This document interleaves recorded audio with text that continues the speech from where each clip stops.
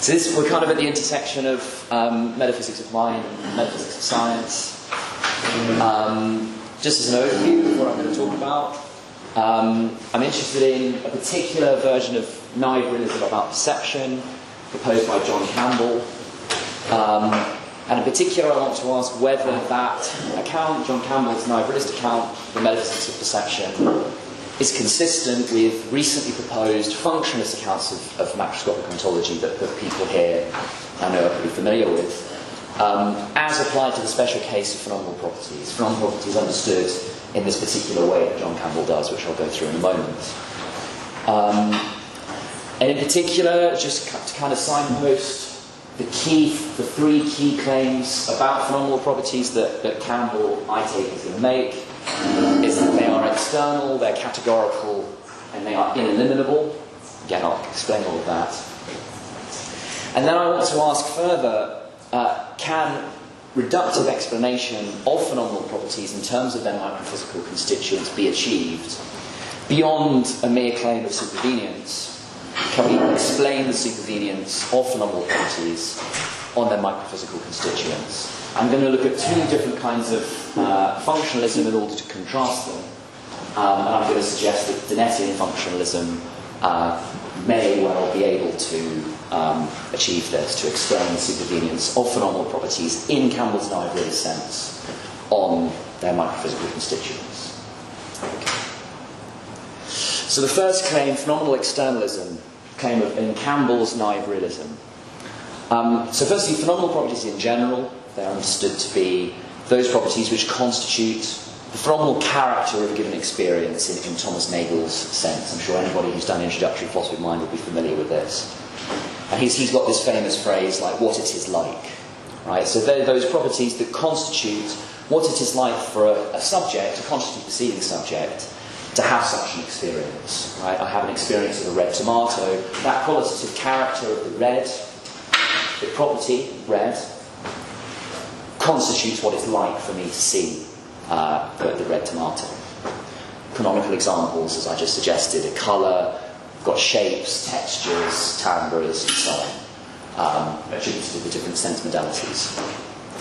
Now, Campbell has a very different way of conceiving of phenomenal properties to kind of orthodox philosophy of mind that you might find in Thomas Nagel, Jackson, Chalmers, and so on. And he's kind of captured by this quote.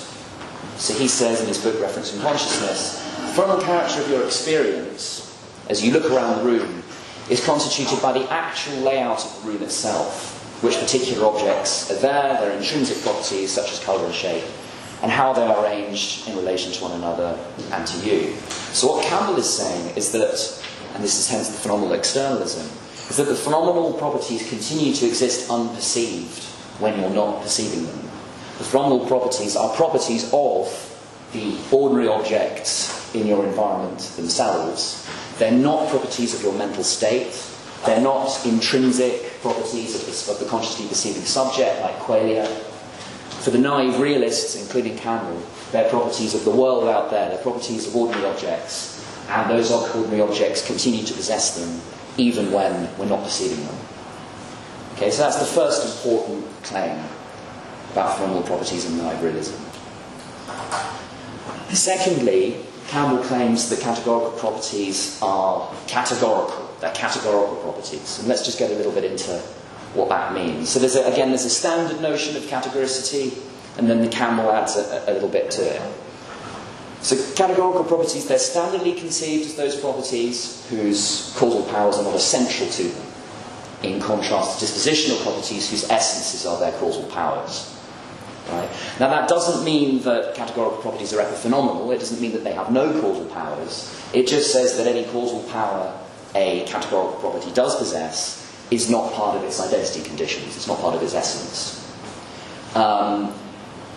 So yeah, what makes such properties the very properties that they are is something other than their causal powers. But Campbell has this further claim about categorical properties, which I'm going to utilise in my argument later on. So this is important. Which is that certain categorical properties ground and explain at least some of the dispositions associated with ordinary objects. such that at least some of those dispositions can be deduced from their categorical grounds a priori. So for a naturalistic audience, that might seem quite controversial, and I think it is actually one of the most controversial claims that Campbell makes. He thinks that we have this ability to reason about objects outside the head a priori. But here's kind of a summary of kind of the dual categorical and external nature of phenomenal properties for Campbell that I think is helpful. So they're intrinsic qualities of ordinary objects, which may possess some causal powers that are grounded and explained by their intrinsic qualitative character, and which may further possess some other causal powers, but only contingently so. They're not part of their identity conditions. But the essences of such properties are solely their intrinsic qualitative characters. So what makes them the very properties that they are their intrinsic qualitative characters, the redness, the qualitative character of the redness, for example. An example, by the way, I should have said, of these kind of dispositions that are grounded and explained by the intrinsic quality.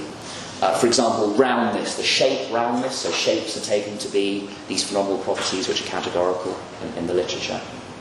And the disposition to roll. So you might think that the disposition to roll is grounded and explained by the categorical shape property of roundness, for example. That's an example of the sort of thing that Campbell thinks. From knowing that a given individual has the categorical shape property roundness, you can deduce a priori that it will roll. That's the sort of thing that Campbell has in mind. So Campbell presents an argument. Again, this will be important for what's coming next. I'll go through this fairly quickly. The details perhaps are less important, but the structure and the kind of how he gets there and some of the assumptions he makes are what are important here. So Campbell thinks that we should be realists about these phenomenally external categorical properties, and he thinks that they are indeed categorical, because of demonstrative reference. And he thinks that only the existence, realism, about these intrinsic categorical properties out there in the world can explain our capacity to demonstratively refer to individuals in our environments. So I'll just go through this. So, as a first premise, he says you can kind of see this as a little bit like kind of an inference to best explanation. We have the capacity for demonstrative reference and exhibit a range of behaviours in relation to our experiences which can only be explained by our capacity for demonstrative reference. So if you imagine a series of qualitatively identical but numerically distinct individuals, for example, all of these chairs with us here in the room, they're all almost qualitatively identical but numerically distinct. And I can pick out that one there. And I can know the reference of that demonstrative term, that one there. And you might ask, how is it possible that I can know the referent of that term, that one there? And for Campbell, it's only because of a relation of conscious acquaintance, that's another important part of his view, to the categorical property of the chair, right? Its colour, its shape, a whole series of categorical properties, but it's only that relation to those categorical properties that explains how we can come to know the referent of the demonstrative term. Okay? So as I say, we have this capacity for demonstrative reference, and some of our behaviours are only possible because we can track individuals in our environment by demonstratively referring to them. We can only know the reference of our demonstrative terms if we can transparently grasp, he says, them in experience. We can know them, if more loosely. And we can only transparently grasp the reference of demonstrative terms if experience consists in our standing in relations of conscious acquaintance with them. We exhibit a range of behaviours in relation to our experiences which can only be explained by our direct experiential knowledge of the categorical grounds of the dispositions involving our sensory individuals. And his conclusion is therefore that experience consists in our standing in relations of conscious acquaintance with categorical properties. So I've gone through that quite quick. The key takeaway is this. There's an ineliminable role for Campbell in experience. He calls this in his book the explanatory role of experience. What is the explanatory role of experience? It's to explain how it's possible to demonstratively refer. Okay, this is kind of the essence of his book, Reference and Consciousness, as perhaps the name suggests. Experience, which he understands to be a conscious acquaintance relation between the subject and these intrinsic properties of the ordinary objects, is what explains our capacity to demonstratively refer and our capacity to behave in a way that depends on our capacity to demonstratively refer. Okay. So let me just flesh this out a bit, because I'm now getting to the third claim from the beginning, which is the ineliminability. So under Campbell's naive realism, categorical properties such as colours and shapes cannot be identified by a general description. Now this relies on Strawson's individuals, and Campbell is very influenced by Strawson here. It can only be identified by a description which contains a demonstrative element, the knowledge of reference of which is dependent on experience. And the fascinating implication for those interested in reduction and emergence and interlevel metaphysics, like many of us here are, is that for these naive realists, such as Campbell, the general descriptions of physics cannot identify phenomenal properties. So general physics cannot explain the human capacity for demonstrative thought. Now why is that? Because Campbell, remember, thinks from that argument that only experience can explain my direct conscious acquaintance relation with these intrinsic qualities of the chairs, can explain my capacity to pick out these chairs, to individuate them in my experience, and to demonstratively refer to them, to apply a demonstrative term correctly, and to know the referent of the demonstrative term. Only experience can do that. We have this capacity, which our behaviour evidences that we indeed do have, and that can only be explained for Campbell by experience. A general description, on the other hand, which doesn't contain at least some demonstrative element, cannot pick out these intrinsic qualities. And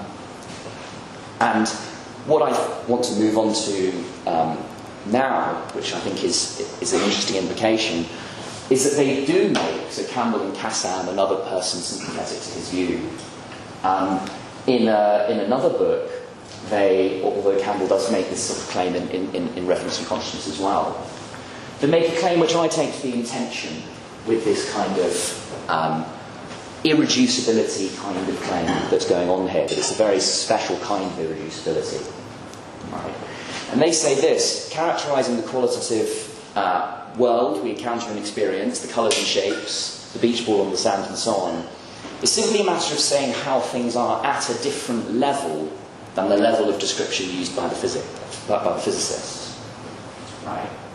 So they're bringing in levels talk here, but they don't really cash this out, they don't really explain or provide a model for what they mean by levels. And in particular, they want to claim that the intrinsic qualities supervene on the microphysics. So Campbell wants to claim, I'll just say that again to make that super clear, so Campbell wants to claim that these intrinsic qualities, right, of the environment, which constitutes our phenomenal character of experiencing it, they supervene on the microphysics.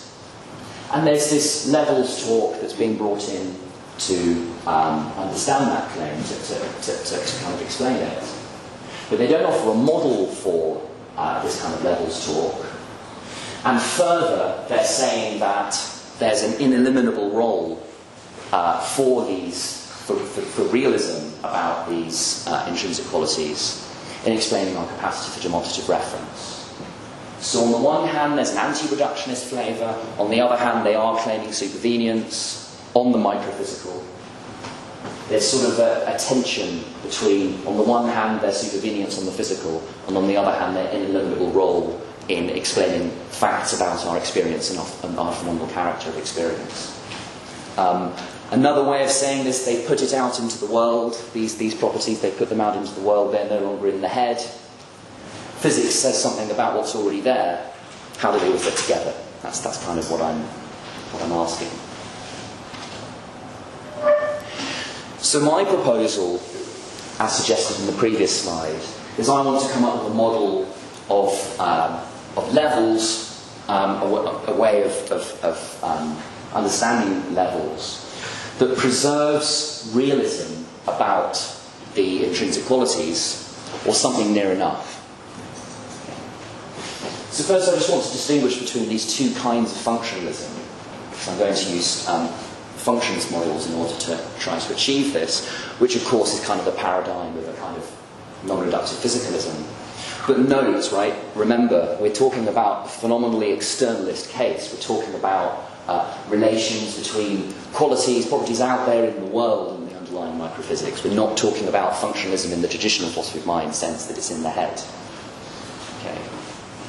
So on the one hand, we have Lewisian causal role functionalism, which can be seen as a species of Hegelian reduction. We're now talking Ernest Nagel rather than Thomas Nagel. By derivation, which makes a type identity claim. So in this case, a type identity of functional roles between the properties at different levels. Now, in order to do this, the idea is that you find some property in the microphysics and you identify a functional role that it has that has the very same functional role as some property in your higher level special science, for example. And then you make the claim that they are one and the same property. It makes a claim about individuals if they have one and the same functional role, for example. And hence they're type identical under the Lewisian view. Now this I take to be straightforwardly inconsistent with Campbell's naive realism. Why? Because of the ineliminability claim. Only experience, and experience alone, can explain the capacity for demonstrative reference. And yet, if it's just the case that these intrinsic qualities with which we stand in these conscious acquaintance relations to are just type identical to lower level physical properties which can be referred to by a general description, then there's a, I think, an irreconcilable tension there. They can't simply be the very same things as the lower level, or they can't perform the very same functions as the lower level. But there's the Donetian constitutive functionalism, on the other hand, which utilises the idea of real patterns that I know many of us here are very familiar with. And this is consistent with the denial of type identity between properties at different levels, and it's explicitly consistent, I argue, with ineliminability. And furthermore, if the real patterns are world-involving, I also take it to be inconsistent with phenomenal externalism. So let me just, having kind of solved that idea, let me just kind of go through the idea, right? So there's been an influential paper by Ellen Knox and David Wallace recently, which analyses, for example, the property of viscosity in physics. And under constitutive functionalism, as the name suggests, the viscosity property, for example, consists in its satisfaction of the Navier-Stokes equation. So rather than identifying something in the lower level microphysics that plays the right kind of role that we can then type identify with some higher level role, higher level viscosity property, we define, say, the viscosity property is constituted by its satisfaction of some functional role as specified in a special science theory, in this case fluid dynamics and the Navier-Stokes equation. So what it is to be a viscosity property is simply the satisfaction of the Navier-Stokes equation. Anything that behaves like that is a viscosity property. And let me just move on here.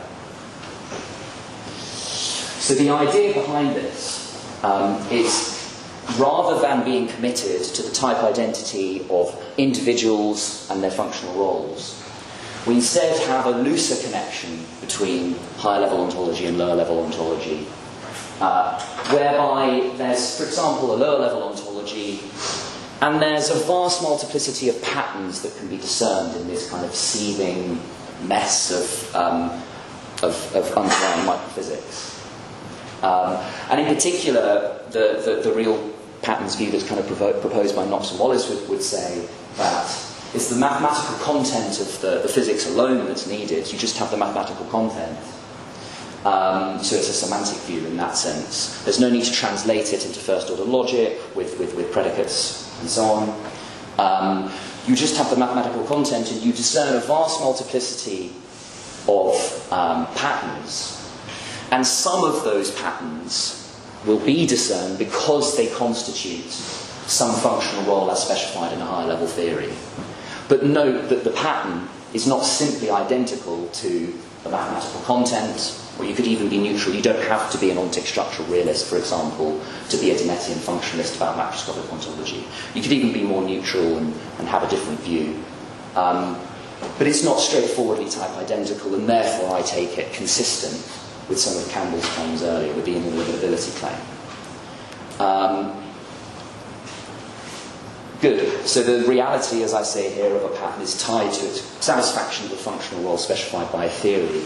And in particular, there's this further point that those patterns that are real for Dennett in his model are those which afford greater predictive or explanatory power. So picking out one of the many possible patterns that you could pick out from the underlying mathematical content, let's say, of the microphysics.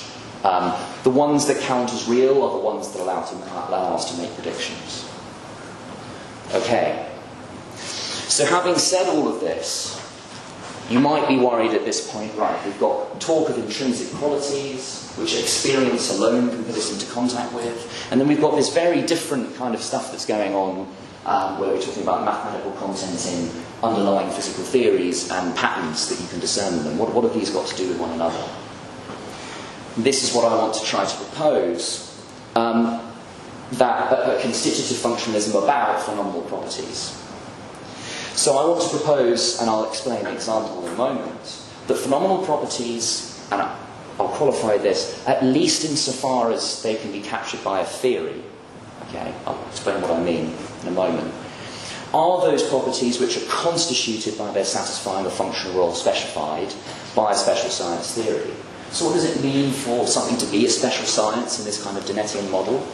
Well, it needs to provide a characteristic functional role, a constitutive functional role, that shows that the kind of thing that it has this kind of pattern, that forms a role in this kind of way, is that property, right? Or is that property as used in the special sciences. And in that way, the real pattern is not independent, and it's not kind of, you're not just sort of asserting a kind of spooky kind of supervenience, you're not just saying that we're going to be realists about these things, and we're going to be realists about these other things and say, well, they supervene on those. We're giving a little bit more flesh to why it is that there's a relation between the levels, without at the same time reducing them in a type identity kind of way, which would be inconsistent with naive realism. So Campbell's work shows us that we as human subjects exhibit patterns of behaviour in relation to our experiences, which are different to if we lacked the capacity for demonstrative reference. Remember, that was used in his argument that I presented earlier. There are these dispositions, these behaviours, that are only possible because we're in direct experiential contact with these intrinsic qualities of the objects out there in the world. And I suggest that the functional role which theoretically constitutes phenomenal properties are those very behavioural patterns of human subjects successfully navigating their way around their environment via demonstrative reference. And what I want to do, and the reason I call it a supplementary special science, I'll explain that when I get into 2 slides' time. There's kind of 2 stages to this. I'll give a quick example of exactly what I mean and how this model would work, constitutive functionalism about phenomenal properties. And then I'll explain why I'm calling it a supplementary special science, right? Just as a quick kind of primer, I think there's a distinction between reducing the qualities themselves and reducing what we can say about the qualities theoretically, but nevertheless saying more than the naive realists think that we can about the relations between the levels. Okay. So by employing what I'm going to call a supplementary special science, which we can call NR star, which defines the phenomenal properties constitutively functionally, so whatever real patterns in the microphysics, and I'm going to use this example in a moment, performs a case of intelligent tool use in the case of shape properties, a reductive explanation relating the behaviour of the microphysics to the behaviour of the categorical shape properties can be achieved. Okay, so this is my proposal. We're getting pretty close to the end now. Okay, we can come until about 20 past? 5 minutes. Okay. So here's the example I want to consider.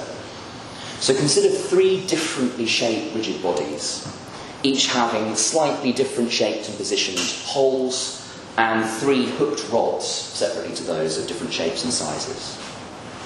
Now consider, for example, we might be able to imagine these, and we might be able to imagine that each rod is an appropriate shape or size to be inserted into one of the holes in one of the rods, in one of the rigid bodies, in order to pick it up, or twist it around, or chuck it over there, or some desirable way in which we might practically manipulate these rigid bodies.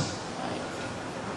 Now Campbell, in another paper, actually himself points towards empirical studies which show that humans, unlike other animals, have the capacity to match each hook shape with the appropriate hole shape, such as to intelligently manipulate the bodies. Right? We can easily imagine doing this. You can imagine these before you on the table, I think, and doing this. And we have this, notice how it's related to that earlier claim, we have this curious, dare I say, a priori ability to immediately see before us when we have these particular rigid bodies, how they can be manipulated.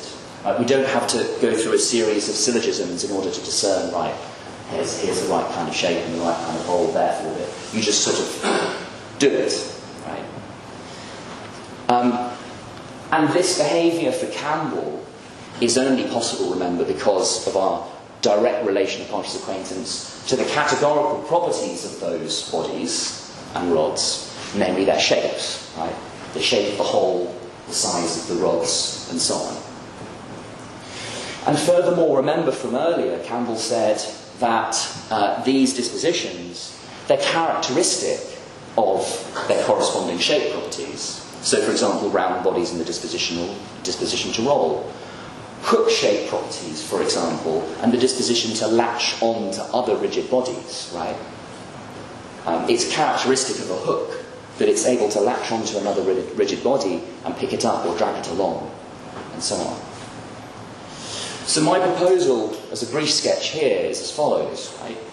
The property hook-shaped, a categorical shape property, can be defined constitutively functionally as whatever real pattern satisfies the characteristic disposition of latching onto other rigid bodies as employed by humans during intelligent tool use.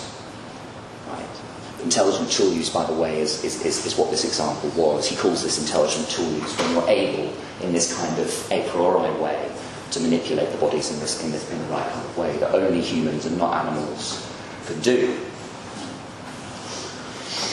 And I think, for example, that down there in the microphysics and the mathematical content of the microphysics, my hypothesis, and this may well be down to kind of careful case studies, which I'm yet to do in my project, for example, you will be able to find the right kind of patterns which the intelligent tool use kind of function, right? So whatever satisfies the characteristic disposition of latching onto rigid bodies, that's a functionalized proposition in a special science of shape properties, tools, for example.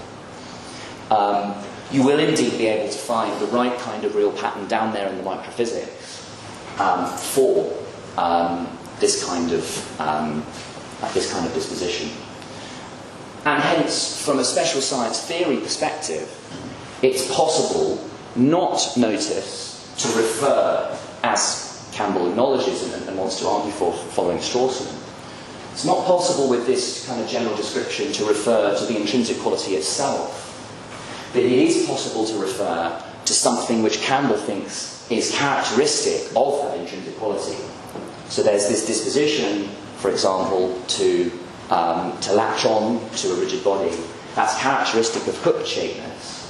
Now, we don't refer to the shape property hook-shaped, but we can refer, for example, to the characteristic dispositions which it grounds in Campbell's view.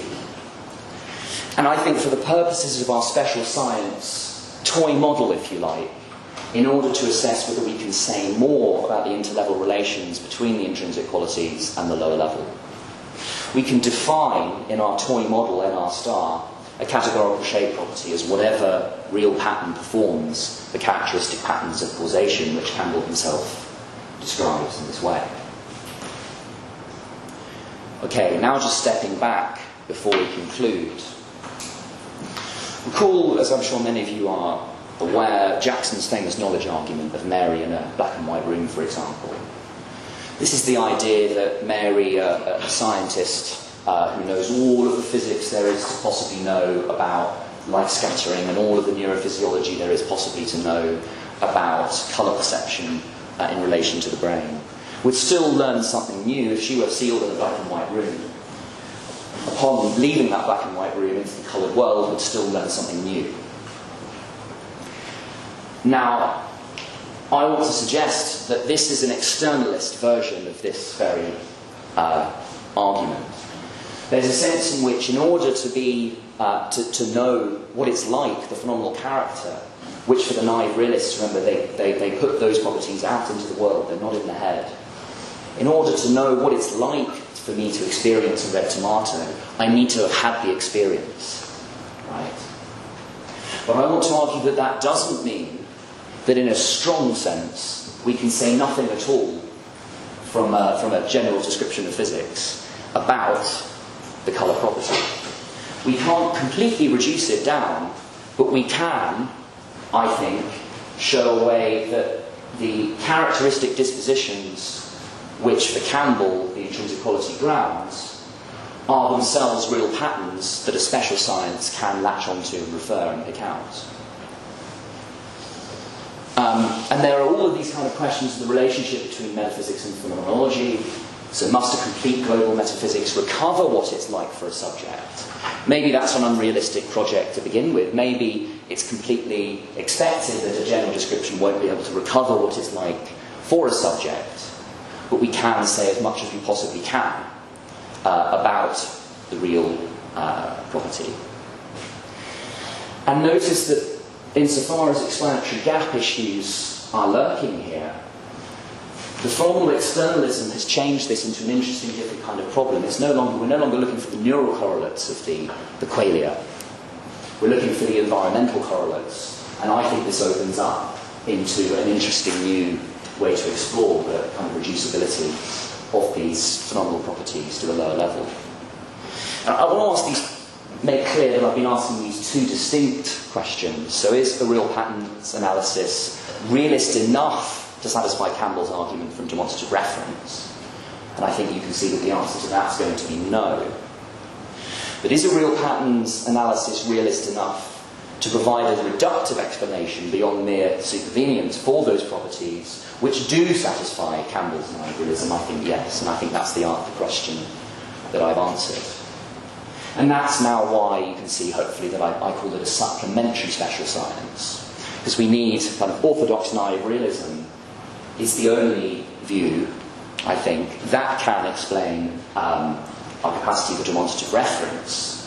But that doesn't mean, unlike many of the naive realists say, that we can't supplement it with a special science that can allow us to say more about the interlevel relations of the intrinsic qualities via the characteristic dispositions which they ground, which Campbell himself acknowledges that they have. Okay. Good. I think that's more or less what I just said, in fact. So yeah, I want to thank you all very much. Yeah, that's it.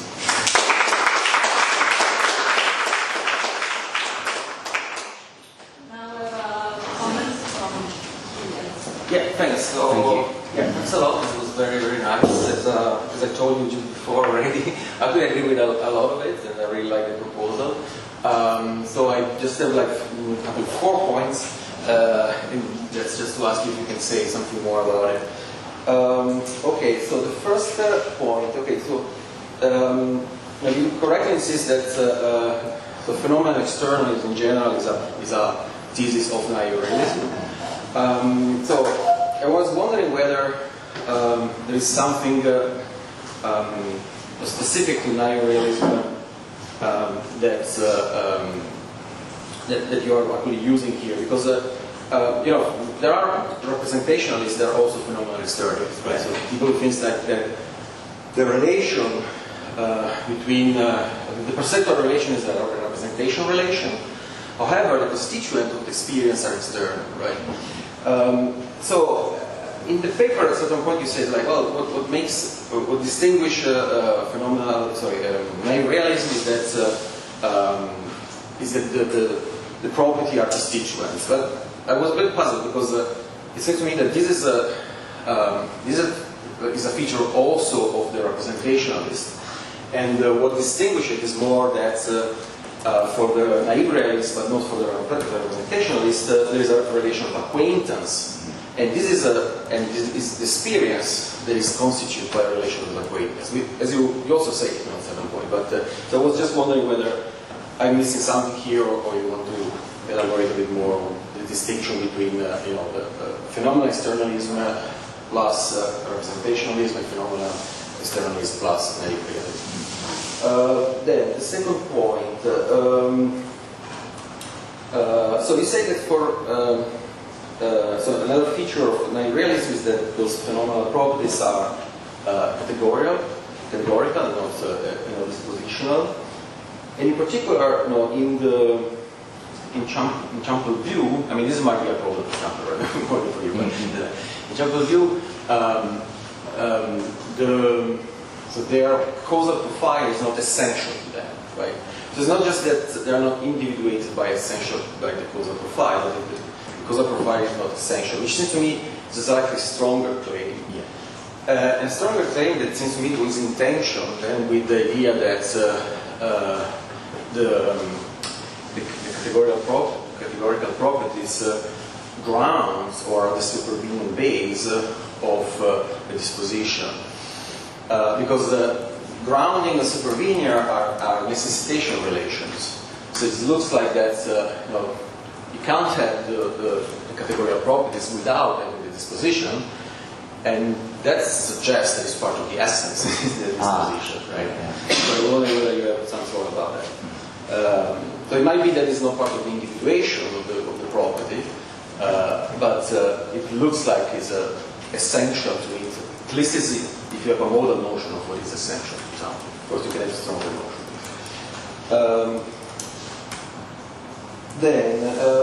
So it's very nice to point about the Lewisian causal role functionalism, which is like incompatible with this inalienability of the intrinsic qualities, whereas the Nettian constitutive functionalism isn't. I was just wondering, it is true that in the case of the Nettian functionalism, you don't have a straightforward type identity. However, one might think that you might still have some sort of like a very convoluted and long disjunction there of the basic level. So whatever satisfied as function is identified with this long disjunction of types. Okay. And if so, one might think that even if we are not able to a priori to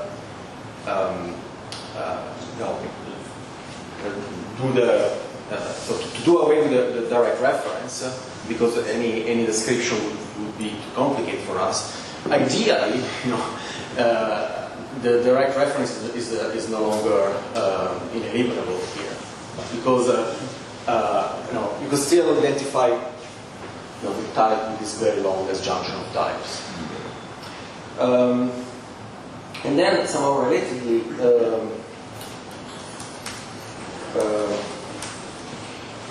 so while the idea that those external properties have an intrinsic nature is not in tension with the idea that they ground or are the supervening base of the dispositions. It looks like that the idea that they have an intrinsic nature, but they are individuated functionally, there seems to be a tension there, right? Because so in the case of Dennett, there's no problem there because you have all this pattern, no? They're all there, and just the one that pragmatically are useful for generalization are the one that we label as real in a way. Okay, so that's realism enough for the context, right? But of course, there's nothing intrinsic in the pattern that makes them the real pattern, right? It's just because they play the function. But then you want to use this model in a context where the fact that the property, there's something intrinsic in the property that makes it different, that makes it the case that those are the properties that we are directly acquainted with, is important. And so, we want to, we could talk about a bit more about this tension between the functionalist view and the intrinsic, the need of intrinsicality that Chantal view seems to have. Yeah, well, thank you so much.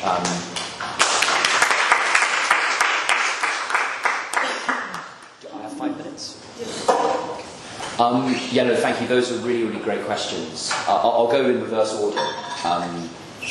So like on the kind of Dennett's pragmatic realism being in tension with the kind of intrinsicness, that's, I think, at the end of the talk, what I meant by the distinction between kind of a failure of if I go back, maybe I can't now because I just took some notes here. Does that work? Yeah, okay. Yeah, these two questions. Real patterns analysis being realist enough to satisfy Campbell's argument for demonstrative preference. I think that's but it's helpful clarification. So it's not realist enough partly because of the intrinsicness condition on therefore enabling the conscious acquaintance which enables the knowledge of the reference of the demonstrative term and so on, as you saw in the argument before. It doesn't work. Just talking of the dispositions that are characteristic alone doesn't allow us to reduce the intrinsic quality. There's still an explanatory gap. It's just kind of an externalist version of the explanatory gap. But I do think that nevertheless we've achieved something more than what the orthodox realists themselves said was possible, which is describing these characteristic dispositions, which are characteristic of those intrinsic qualities, interpreting those as real patterns and therefore allowing us to say more about where they come from, about come up with an explanation of the fact that they supervene on the metaphysics. So I guess that's what I'd say there. That was a helpful question. I think that specifically the pragmatic realism kind of point allows us to... So the pragmatic realism kind of point, you'd be pragmatically realist about the dispositions from the perspective of the special science. And indeed they do serve a pragmatic role in making predictions. For example, making predictions of a system of humans and ordinary objects undergoing intelligent tool use behaviour.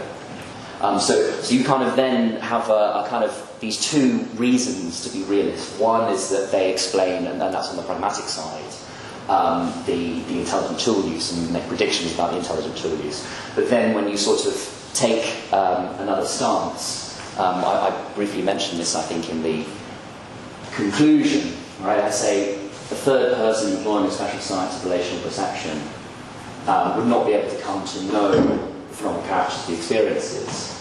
But a first person engaging in kind of active manipulation of the tool use via experience and demonstrative reference could know the phenomenal characters. So there's kind of this shift from a third person general description to a first person demonstrative reference that I think also correlates with the shift from a pragmatic realism to a more stronger kind of realism. So I think that's what's going on there. I hope that answers that. So does the Dennettian view kind of really save the inimitability point?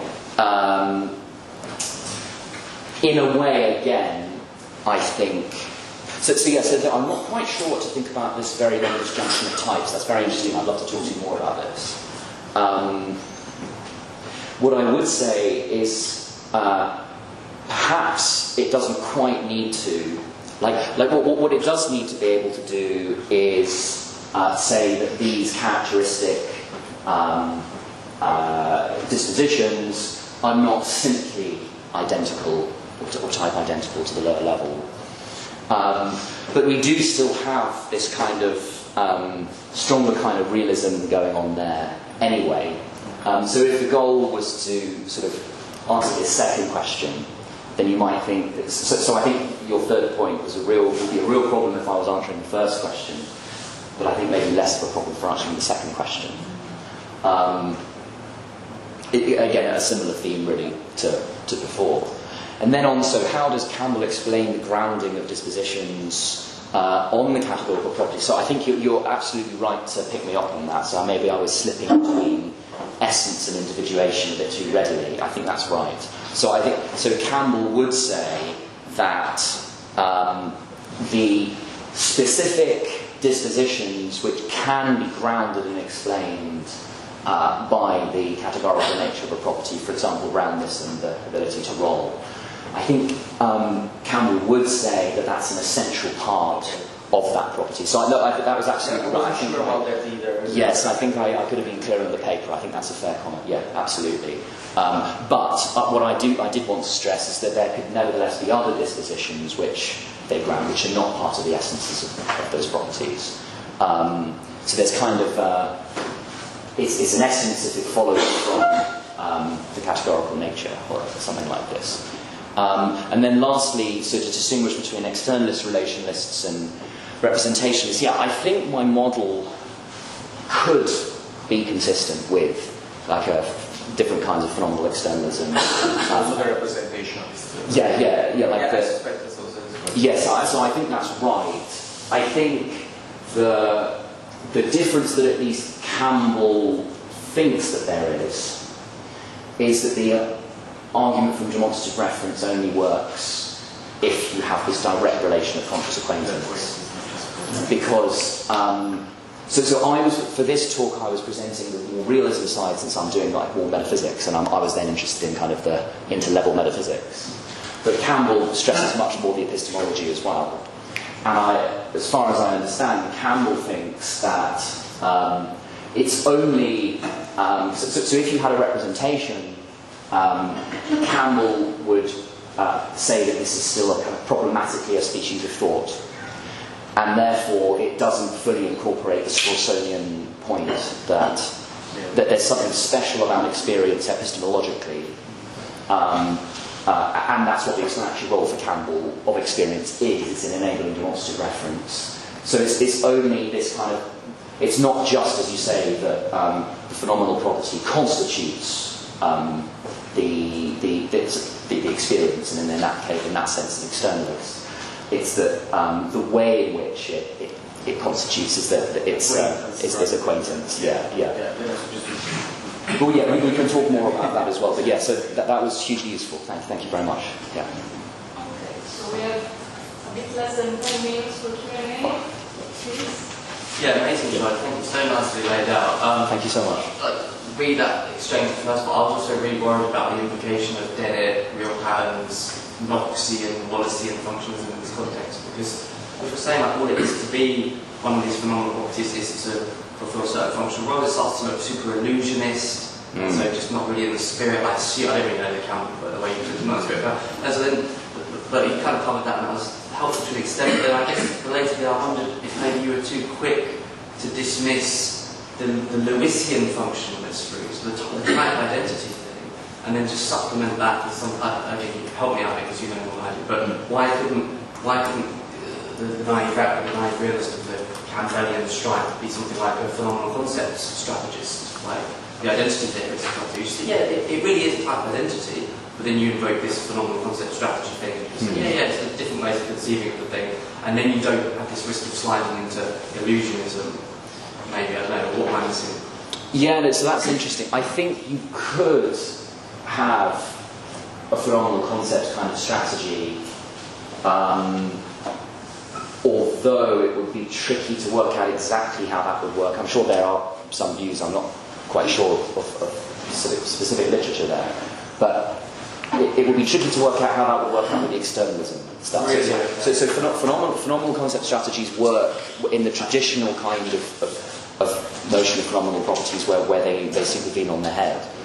And there may well be a version of it that could work. I'm not sure. Is it? Yeah. So putting them out into the world, I think, changes the kind of explanatory gap problem in an interesting way. That makes some of the strategies, if it's true, of course, it might not be true. But if we sort of take the conditional that neoliberalism is true, how can we then, undergo a kind of reductive explanation? And then I think the phenomenal concept strategy would be harder to work out how it would work.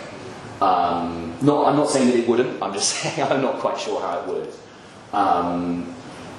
But in terms of being too quick moving from the Lewis, yeah, so I mean if you then didn't have a phenomenal concepts strategy, then you would end up just saying that they're simply one and the same thing as the lower level, which just doesn't work because then it's inconsistent with the argument from demonstrative reference, because then it wouldn't be possible to come to know the reference of a demonstrative term via a general description by deriving it from the function space. And yeah, does that kind of answer? Yeah, that's great. Thank you so much. Yeah. So, I'm not sure I got the part about how real patterns are are they supposed to vindicate off of levels? Because I thought the whole real pattern story was to obviate off of levels. Okay, yeah, no, interesting. So I would say it vindicates it in its very kind of particular way of understanding levels. Like, so it vindicates it in the sense that maybe it kind of does away with a more traditional notion of what we mean by levels, but it does allow for a notion of the distinction between kind of general microphysics and special science ontology. It provides a very particular model for understanding what kind of thing a special science is and what kind of things the objects and properties that those special sciences are committed to in relation to the lower level.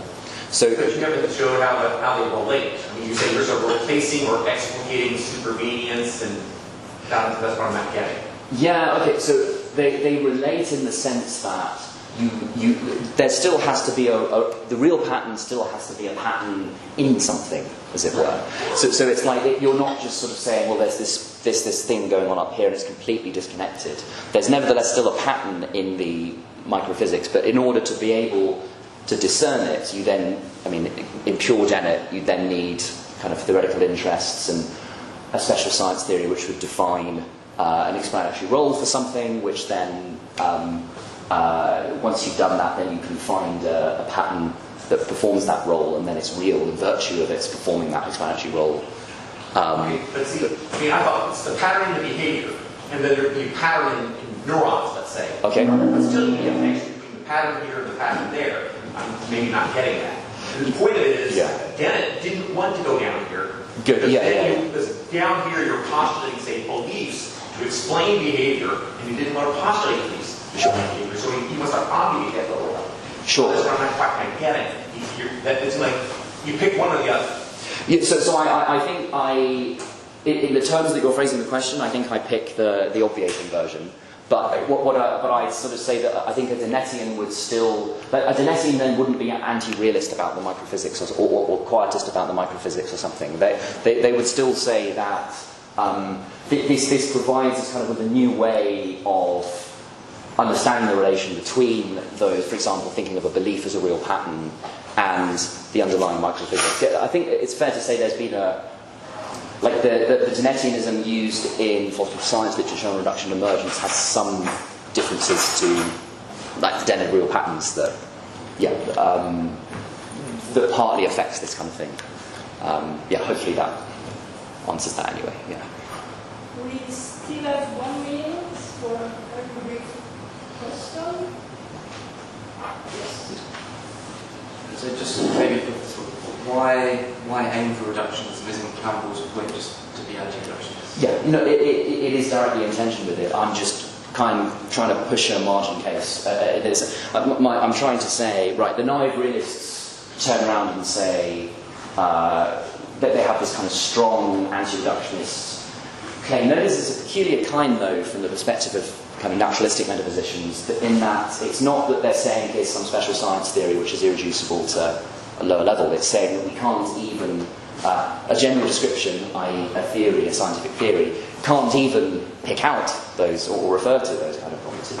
So it's saying something stronger. And then I'm just trying to push, well, you've put these out there into the world and you want to say they supervene on the physical.